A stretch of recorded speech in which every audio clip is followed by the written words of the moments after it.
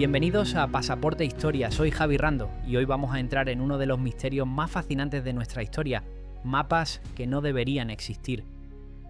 Imagina por un momento que sostienes entre tus manos un pergamino amarillento, sus bordes están desgastados, la tinta se ha desvanecido en algunas zonas, pero aún puedes distinguir claramente los contornos de tierras y océanos. Nada extraordinario, piensas, hasta que te das cuenta de un detalle imposible.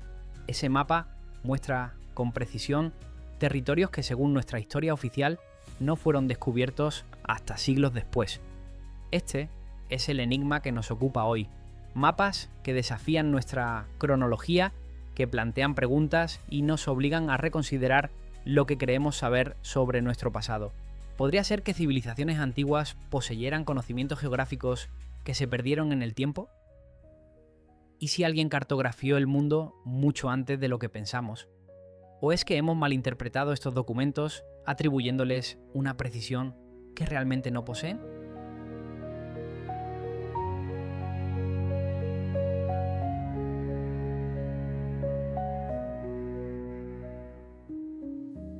En la historia de la cartografía llamamos mapas imposibles a aquellos documentos que representan lugares con una precisión inexplicable para la época en que fueron creados. Mapas que muestran la Antártida antes de su descubrimiento oficial, que trazan con exactitud costas americanas décadas antes de la llegada de Colón, o que incluyen detalles geográficos que solo la tecnología moderna debería haber podido captar. Para entender mejor este fenómeno debemos recordar cómo funcionaba la cartografía antigua. Los primeros mapamundis conocidos, como el de Ptolomeo en el siglo II, se basaban en una mezcla de observaciones directas, relatos de viajeros y especulaciones. La precisión cartográfica era casi imposible. No existían instrumentos para determinar la longitud en alta mar, las mediciones de distancia eran aproximadas, y grandes zonas del planeta permanecían inexploradas. El cartógrafo trabajaba como un compilador de conocimiento, fusionando informaciones fragmentarias para crear una imagen coherente del mundo.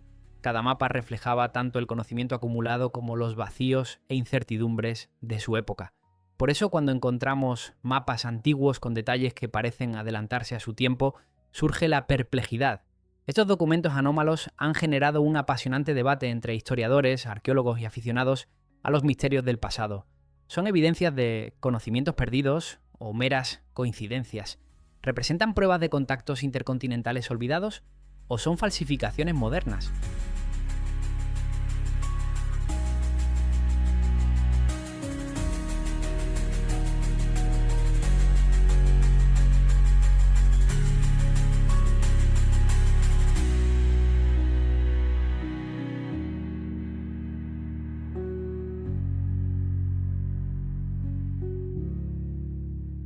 El primer protagonista de nuestro viaje por los mapas imposibles es el célebre Piri Reis, almirante otomano, aventurero, escritor y cartógrafo del siglo XVI.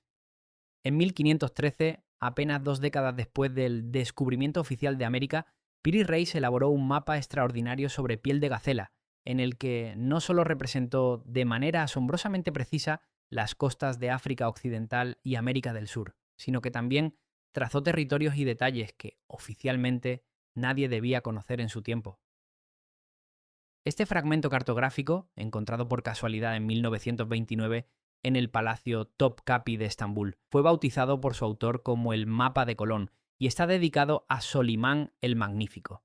Lo más desconcertante es que incluye lugares tan remotos como las Islas Malvinas, las costas del Brasil, algunas aún inexploradas en 1513, la cordillera de los Andes, e incluso regiones del continente antártico que hoy están sepultadas bajo el hielo y que, según la ciencia moderna, no están expuestas desde hace más de 10.000 años.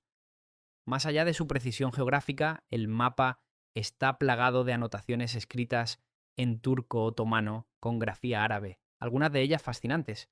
Menciona nativos desnudos en las Antillas, loros de todos los colores, islas con gigantes serpientes e incluso animales con un solo cuerno, lo que muchos han interpretado como una versión fabulosa del unicornio. También habla de carnicerías humanas cometidas por tribus caníbales y de un sacerdote que confundió el lomo de un enorme pez con una isla, encendió una hoguera sobre él y tuvo que huir cuando la isla se sumergió en el mar. Pero entre todas las inscripciones destaca una que dice que esa tierra fueron descubiertas en el año 890 del calendario islámico, lo que equivale a 1485 en el calendario cristiano, es decir, 7 años antes del viaje de Colón.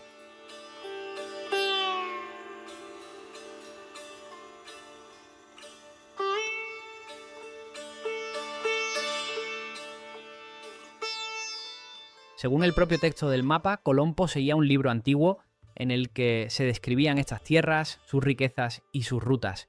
Piri Reis afirma que Colón pidió ayuda a Génova primero y luego al rey de España, quien al final le proporcionó las naves, y que un esclavo español de Kemal Reis, tío del cartógrafo, le relató al detalle el primer viaje de Colón, incluyendo fenómenos astronómicos anómalos, encuentros con caníbales y el uso de cuentas de vidrio como moneda de intercambio para obtener oro y perlas.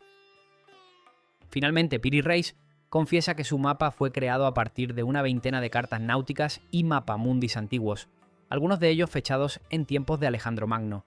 También utilizó mapas portugueses, árabes y el propio mapa de Colón, que según él recogía las islas y costas del Mundo Nuevo.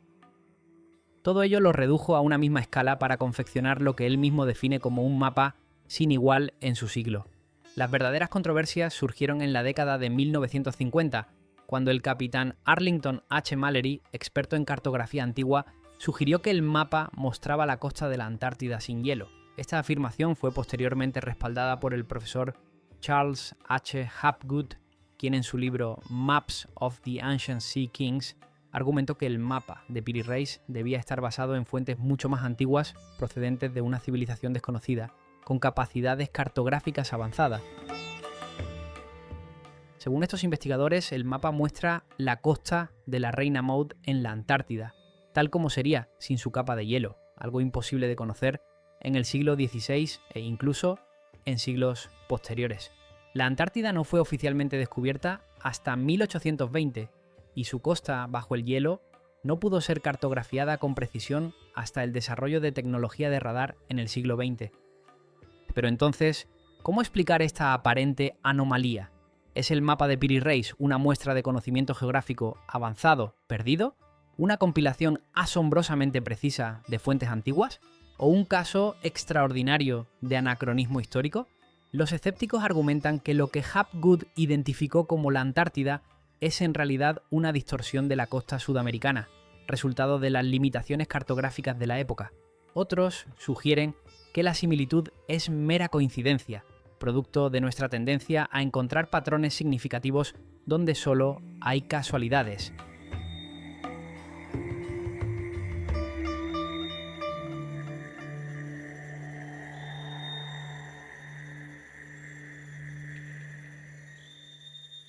En las silenciosas salas de la Biblioteca del Congreso de Estados Unidos, entre miles de documentos históricos, reposa un pergamino cuya existencia constituye un verdadero desafío para nuestra comprensión de la historia de la exploración. El mapa de Oronteus Phineus, fechado en 1531, nos presenta una imagen del continente antártico con un nivel de detalle que resulta a primera vista inexplicable. Este documento, creado por el matemático y cartógrafo francés Oronce Finet, latinizado como Oronteus Phineus, muestra algo que oficialmente sería imposible para su época: las costas de la Antártida prácticamente libres de hielo, con fiordos, ríos y características geográficas que hoy yacen sepultadas bajo kilómetros de hielo glacial. Lo verdaderamente desconcertante no es solo que represente un continente que oficialmente no sería descubierto hasta casi 3 siglos después, sino que muestra características que solo han estado visibles hace unos 6.000 o 7.000 años, cuando la última era glacial comenzaba a ceder, y antes de que el hielo cubriera completamente el continente austral. Una particularidad que salta inmediatamente a la vista es la escala del continente representado. La Terra Australis de Phineus aparece con dimensiones exageradas, aproximadamente 4 veces mayor que el tamaño real de la Antártida. Este error no es casual ni arbitrario, sino que parece provenir de una confusión sistemática en la interpretación del paralelo correspondiente al círculo polar. Sin embargo, lo que verdaderamente maravilla a los investigadores son las proporciones internas del continente dibujado. Cuando se corrige el error de escala, las proporciones entre las distintas regiones costeras corresponden con sorprendente exactitud a las mediciones modernas.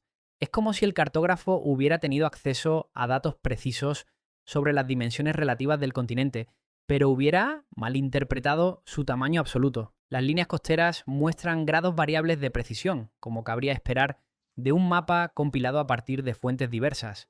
Algunas zonas exhiben un grado de fidelidad sorprendente con respecto a la geografía real, mientras que otras parecen más aproximativas o especulativas. Este patrón desigual es consistente con la práctica renacentista de construir mapas a partir de fragmentos de información de distintas procedencias y fiabilidad.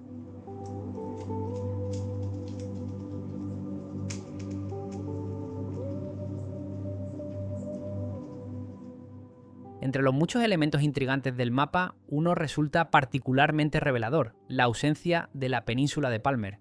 Este detalle, que podría parecer una omisión o un error, constituye en realidad una de las evidencias más sugerentes de la antigüedad de la fuente que pudo utilizar Phineus. La península de Palmer, que en los mapas modernos aparece como una extensión de tierra que se proyecta hacia el norte desde el continente antártico, no es en realidad tierra firme, sino una formación compuesta exclusivamente de hielo.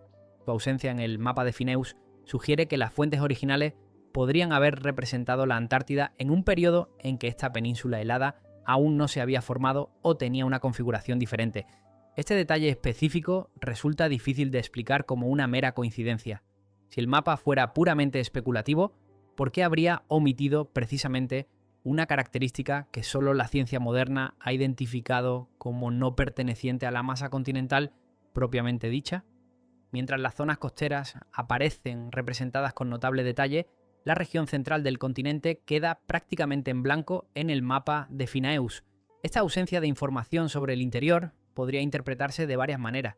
Podría reflejar simplemente los límites del conocimiento de las fuentes originales, que tal vez se basaban en exploraciones costeras sin penetrar en el interior.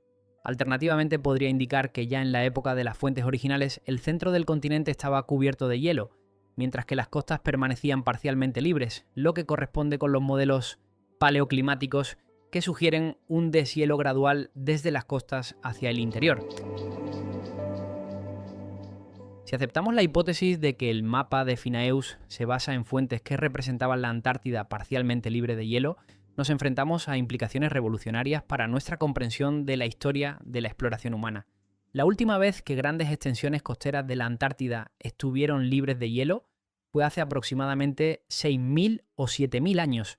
Esto sugeriría la existencia de civilizaciones con capacidades de navegación transoceánica y cartografía avanzada, en épocas que tradicionalmente asociamos con las primeras ciudades de Mesopotamia y Egipto, mucho antes del desarrollo de la navegación de altura que reconoce nuestra historia convencional.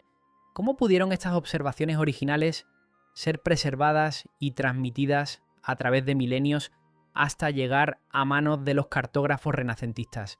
Existió una tradición cartográfica continua, pero en gran parte perdida, que conecta las antiguas civilizaciones marítimas con el Renacimiento europeo, como ocurre con el contemporáneo mapa de Piri Reis, que también muestra partes de la Antártida con sorprendente precisión.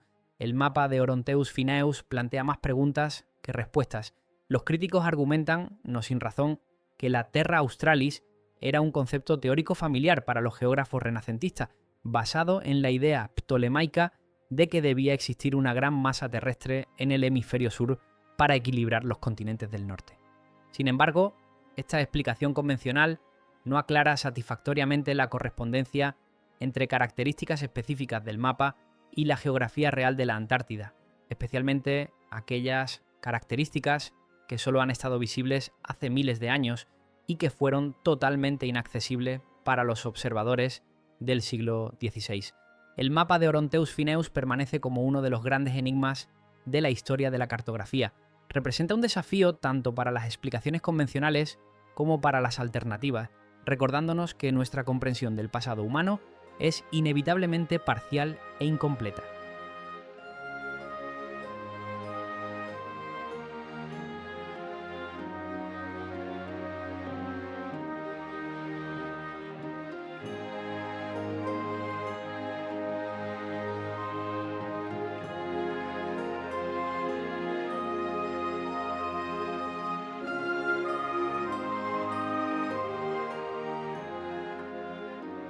Los portulanos representan uno de los capítulos más fascinantes en la historia de la navegación y la cartografía.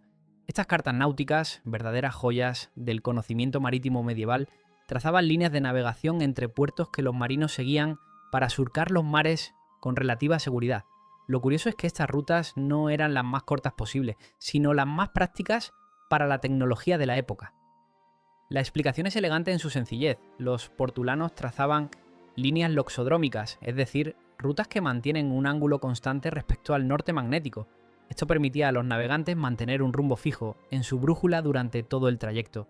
Por el contrario, las líneas ortodrómicas, las que realmente representan la distancia más corta entre dos puntos en una esfera, requieren un ajuste constante del rumbo, algo prácticamente imposible para la navegación de la época. Es el equivalente medieval a la diferencia entre conducir por carreteras sinuosas pero bien señalizada o intentar atravesar campo a través sin mapa. Entre todos estos documentos históricos, el portulano, firmado por Angelino Dulcer en 1339, destaca como una auténtica anomalía científica. Lo que hace de este mapa un verdadero enigma no es solo su belleza o antigüedad, sino su inexplicable precisión. Cuando los cartógrafos modernos analizaron el portulano de Dulcert, quedaron atónitos. La representación del Mediterráneo mostraba una exactitud que simplemente no debería ser posible para el siglo XIV.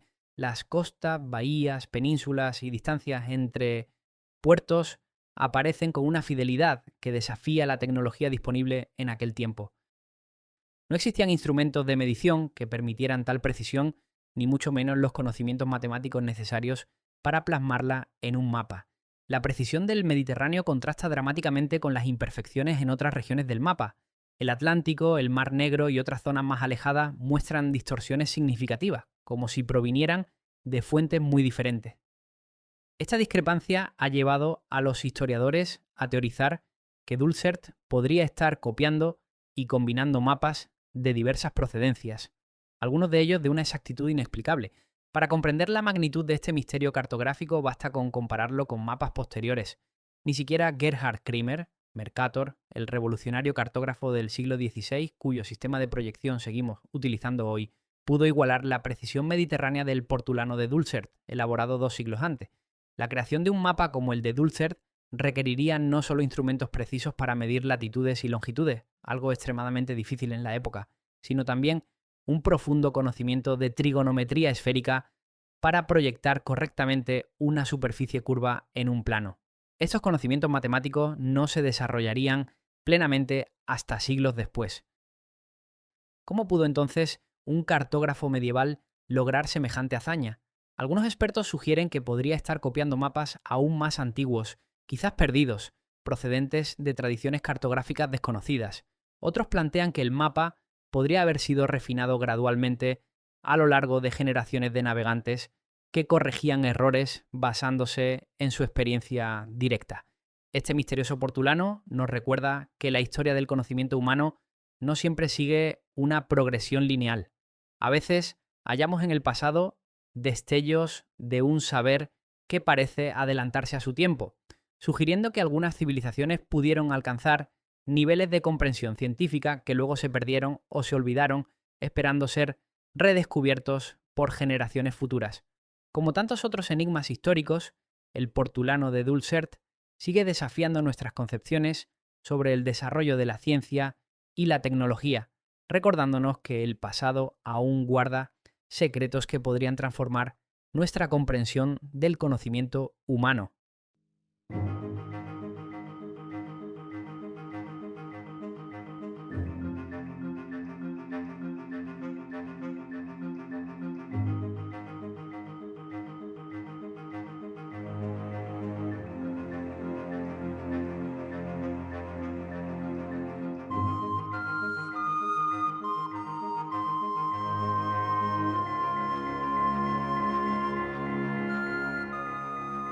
En 1957, apenas 3 años antes del descubrimiento de Lance o Meadows, la Universidad de Yale adquirió un documento extraordinario que prometía revolucionar nuestra comprensión de la cartografía medieval, el mapa de Vinlandia. Este pergamino, supuestamente creado alrededor de 1440, mostraba con sorprendente precisión no solo las costas europeas y norteafricanas conocidas en la época, sino también Islandia, Groenlandia y, lo más asombroso, una isla llamada Vinlandia Ínsula, ubicada al oeste, correspondiendo geográficamente con parte de la actual Terranova. Una inscripción en latín en el mapa detallaba: por la voluntad de Dios, tras un largo viaje desde la isla de Groenlandia hacia el sur, hacia las regiones más remotas del Océano Occidental, navegando hacia el sur entre el hielo, los compañeros Bjarni y Leif Erikson descubrieron una nueva tierra, extremadamente fértil e incluso con vides, a la que dieron el nombre de Vinlandia. La aparición de este mapa, medio siglo antes del primer viaje de Colón, sugería algo extraordinario. El conocimiento europeo de tierras transatlánticas podría haber sobrevivido en círculos académicos durante siglos después de las expediciones vikingas. El especialista en cartografía medieval, Kirsten Sieber, explica: si este mapa fuera auténtico, representaría no solo una prueba tangible de los viajes nórdicos a América, sino también evidencia de que ese conocimiento permaneció vivo en la Europa medieval, posiblemente influyendo en la conceptualización geográfica que eventualmente condujo a la era de los descubrimientos. Sin embargo, el entusiasmo inicial por el mapa de Vinlandia pronto dio paso a uno de los debates más acalorados en la historia de la cartografía antigua. En la década de 1970, análisis científicos detectaron la presencia de dióxido de titanio en la tinta utilizada para trazar las líneas del mapa, un compuesto que muchos especialistas arguyeron no se utilizaba en la fabricación de tinta hasta principios del siglo XX. Walter Macron, microscopista de renombre mundial, fue uno de los principales críticos de la autenticidad del mapa. Sus análisis de 1974 concluyeron que la tinta contenía anatasa, una forma de dióxido de titanio, con un grado de pureza característico de procesos industriales modernos. Este nivel de pureza en el dióxido de titanio, afirmó Macron, es simplemente imposible de conseguir con los métodos disponibles en el siglo XV. No obstante, investigaciones posteriores cuestionaron estas conclusiones. Thomas Cahill y Bruce Cusco, de la Universidad de California en Davis, argumentaron que ciertas arcillas utilizadas naturalmente en la elaboración de tintas medievales podían contener pequeñas cantidades de dióxido de titanio. La cantidad de titanio presente, sostuvo Cahill, es tan minúscula que resulta improbable que un falsificador moderno la añadiera deliberadamente, pues no sería suficiente para alterar significativamente las propiedades de la tinta. El debate se intensificó cuando análisis de datación por radiocarbono realizados en 2002 determinaron que el pergamino efectivamente databa del siglo XV, coincidiendo con la fecha inicialmente atribuida al mapa. Sin embargo, los críticos señalaron que un falsificador hábil podría haber utilizado un pergamino medieval auténtico para crear su obra, aprovechando su antigüedad para conferir credibilidad a la falsificación. Para comprender plenamente las implicaciones del mapa de Vinlandia, debemos situarlo en su contexto histórico. En el siglo XV, Europa vivía una época de redescubrimiento y revalorización del conocimiento clásico. Los manuscritos de geógrafos como Ptolomeo volvían a circular entre los eruditos, y la cartografía experimentaba una revolución. Durante este periodo, las conexiones entre el mundo nórdico y el resto de Europa se habían intensificado considerablemente. La Iglesia Católica mantenía comunicación regular con las diócesis establecidas en Groenlandia desde el siglo XI, y los comerciantes de la Liga Hanseática tenían contactos frecuentes con mercaderes escandinavos. El Concilio de Basilea, celebrado entre 1431 y 1449, reunió a eclesiásticos y eruditos de toda Europa, incluidos representantes de las diócesis nórdicas. Este encuentro habría proporcionado una oportunidad ideal para el intercambio de información geográfica que podría haber incluido conocimientos sobre tierras al oeste de Groenlandia. En este contexto no resultaría del todo inconcebible que relatos sobre Vinlandia, transmitidos oralmente durante generaciones entre los pueblos nórdicos, llegaran eventualmente a oídos de cartógrafos en centros de conocimiento europeos. Independientemente de la autenticidad del mapa de Vinlandia, lo que sabemos con certeza es que los vikingos efectivamente llegaron a América casi 5 siglos antes que Colón. Los restos arqueológicos de Lance o Meadows ofrecen testimonios irrefutables de esta hazaña náutica extraordinaria. Lo verdaderamente asombroso de esta historia es la capacidad de estos navegantes para aventurarse en lo desconocido con tecnología relativamente simple. Sus drácars, impulsados únicamente por velas y remos, cruzaron uno de los tramos más peligrosos del Atlántico Norte, sin brújula ni instrumentos sofisticados, guiados principalmente por su conocimiento de las estrellas, los vientos y las corrientes. A diferencia de la expedición colombina, estos viajes nórdicos no desembocaron en una colonización permanente, ni transformaron fundamentalmente la visión europea del mundo. Fueron más bien incursiones breves, limitadas por la hostilidad del entorno y la distancia de sus bases en Groenlandia. El mapa de Vinlandia, auténtico o no, nos invita a contemplar una fascinante historia alternativa. ¿Qué habría ocurrido si el conocimiento nórdico sobre tierras occidentales hubiera permeado más profundamente en la conciencia europea medieval? Si los europeos hubieran aceptado y asimilado la existencia de tierras al oeste, ¿se habría adelantado la era de los descubrimientos? ¿Habría partido Colón con un mapa que ya mostraba parte de lo que buscaría encontrar? ¿Cómo habría influido esto en el desarrollo posterior de las civilizaciones americana y europea? Estas preguntas permanecen en el territorio de la especulación, pero ilustran el poder que tienen los pequeños giros del destino para alterar el curso de la historia humana.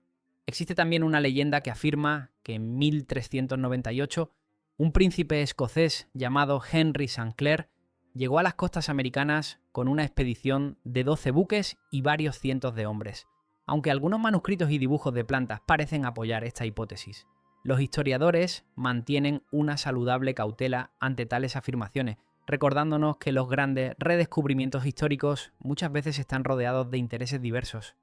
En las rutas inexploradas del Atlántico Norte y en los bosques helados de Terranova, vikingos como Leif Erikson y sus compañeros escribieron un capítulo fascinante pero efímero de la historia humana, un capítulo que, independientemente de la autenticidad de un mapa controvertido, nos habla del impulso eterno por descubrir, por aventurarse más allá de los horizontes conocidos, por encontrar nuevos mundos incluso cuando no se comprende plenamente la magnitud de lo descubierto.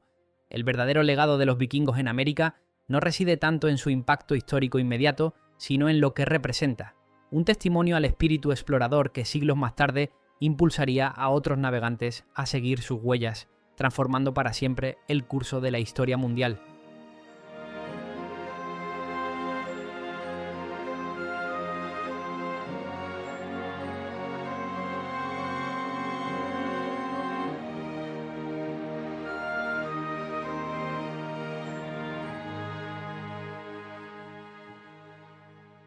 En las sombras de bibliotecas y archivos polvorientos descansa uno de los documentos más desconcertantes de la cartografía, el mapa de Haji Ahmed de 1559. Su nombre proviene del cartógrafo árabe a quien se atribuye, pero su contenido desafía toda lógica histórica. Lo que hace extraordinario a este documento es la asombrosa precisión con que representa las costas americanas, desde los actuales Estados Unidos hasta gran parte de Brasil. Paradójicamente, Europa y África, regiones mucho mejor conocidas para un cartógrafo de la época, aparecen representadas con notables imprecisiones. Es como si el mapa combinara conocimientos modernos del Nuevo Mundo con una geografía anticuada del Viejo Mundo. Pero el detalle más estremecedor es su representación del Estrecho de Bering. Este mapa muestra el paso entre Asia y América como una conexión terrestre cerrada, no como el estrecho que conocemos hoy. Lo extraordinario es que esta representación corresponde a una realidad geológica anterior, cuando el nivel del mar era más bajo y existía un puente terrestre entre ambos continentes. ¿Cómo pudo un cartógrafo de 1559 conocer la configuración de un territorio que cambió hace más de 10.000 años? La pregunta queda suspendida en el aire como un eco sin respuesta. Para muchos, la Atlántida no es más que un mito, pero como demostró el arqueólogo Heinrich Schliemann al descubrir Troya, entre las páginas de Homero, los mitos suelen contener semillas de verdad enterradas bajo capas de leyenda. El mapa de Piri Reis muestra una gran isla en el Atlántico, a medio camino entre África y América del Sur, denominada Antilia. En esas aguas hoy no existe ninguna isla de semejante tamaño, solo dos pequeños islotes que apenas merecen mención en las cartas náuticas modernas. Sin embargo, el geógrafo francés Philippe Bouachet, en su mapa de 1737, no solo representa esta misteriosa Antilia, sino también otra isla más cercana a la costa africana. Lo asombroso no es el error, sino la declaración que lo acompaña. Boaché afirma que estas islas, ahora sumergidas, existieron en tiempos pretéritos. Su mapa es aún más revolucionario cuando representa la Antártida dividida por un mar interior, una característica geológica que solo pudo confirmarse en el siglo XX con tecnología moderna. La Antártida occidental y oriental están efectivamente separadas por montañas submarinas que estarían bajo el nivel del mar si no fuera por el peso del hielo que las comprime. ¿Cómo obtuvo Boaché esta información un siglo antes del descubrimiento oficial del continente antártico? Son estos mapas ecos cartográficos de la mítica Atlántida preservados a través de tradiciones marítimas olvidadas.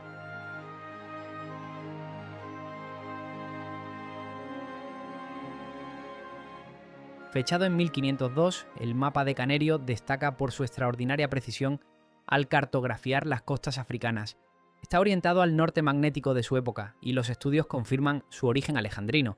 Al ajustar los grados que separan el norte magnético del geográfico, el centro del mapa, una rosa de los vientos, coincide exactamente con la intersección entre el ecuador y el meridiano de Alejandría. Aunque presenta errores significativos en latitudes conforme nos alejamos del Mediterráneo, las longitudes se mantienen asombrosamente exactas. Aplicando correcciones basadas en trigonometría esférica, los expertos han determinado que los errores máximos son de apenas 1 grado para toda África, tanto en longitudes como en latitudes. Lo verdaderamente inexplicable es que estas precisas coordenadas abarcan costas que en 1502 aún no habían sido oficialmente cartografiadas por los europeos, a pesar de las expediciones portuguesas a la India. ¿De dónde obtuvo Canerio tal precisión matemática para territorios que según la historia oficial aún no habían sido medidos?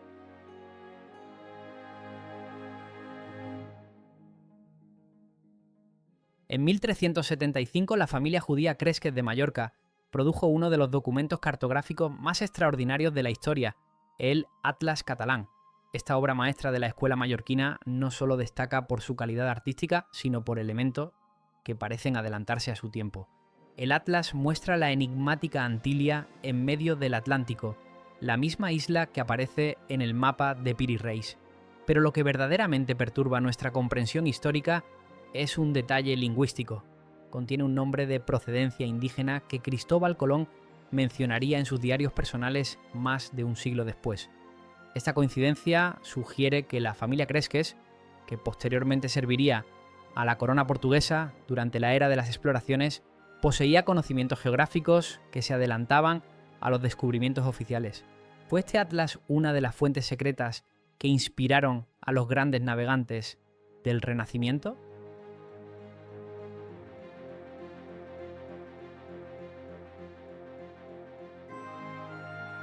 La lista de anomalías cartográficas continúa expandiéndose. Jorge Reinel, en 1510, dibujó una gran isla entre los océanos Índico y Pacífico que recuerda notablemente a Australia, casi un siglo antes de su descubrimiento oficial. La deformación de esta isla parece deberse a la proyección cartográfica utilizada, una técnica matemática avanzada para representar la superficie esférica en un plano. Un mapa chino de 1137 labrado en piedra presenta un nivel de precisión matemática imposible para su época. Las posiciones de los puntos geográficos difieren en menos de 1 grado en latitud o longitud relativas de las mediciones actuales. Para lograr tal precisión en una región tan vasta, sus creadores debieron emplear trigonometría esférica, supuestamente desconocida para ellos. El mapa de Zenón de 1380 muestra a Groenlandia sin su perpetua capa de hielo. En contraste, los portulanos de Benzara, 1487, y Benincasa, 1508, cartografían una gran isla en el mar Báltico que hoy no existe. ¿Groenlandia sin hielos y enormes glaciares en el Báltico? Estas representaciones nos transportan a una época climática radicalmente diferente, miles de años antes de que estos mapas fueran creados.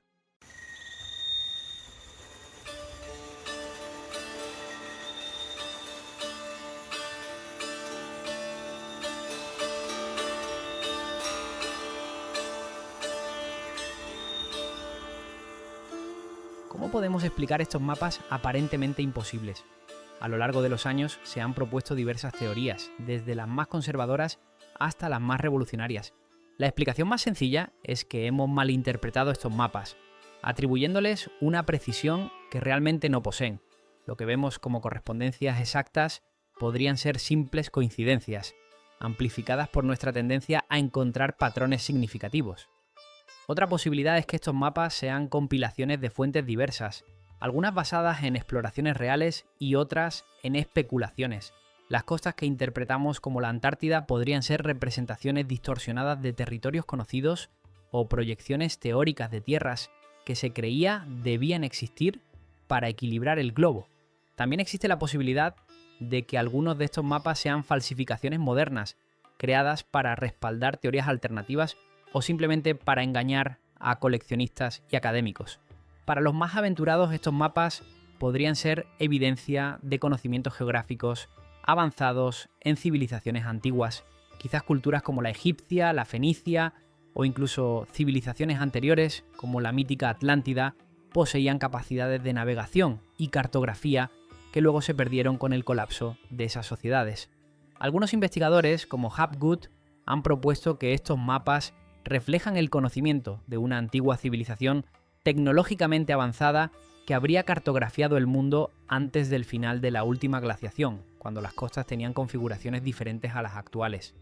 Otros sugieren contactos transoceánicos olvidados, fenicios cruzando el Atlántico, chinos llegando a América o polinesios estableciendo redes comerciales que abarcaban medio mundo.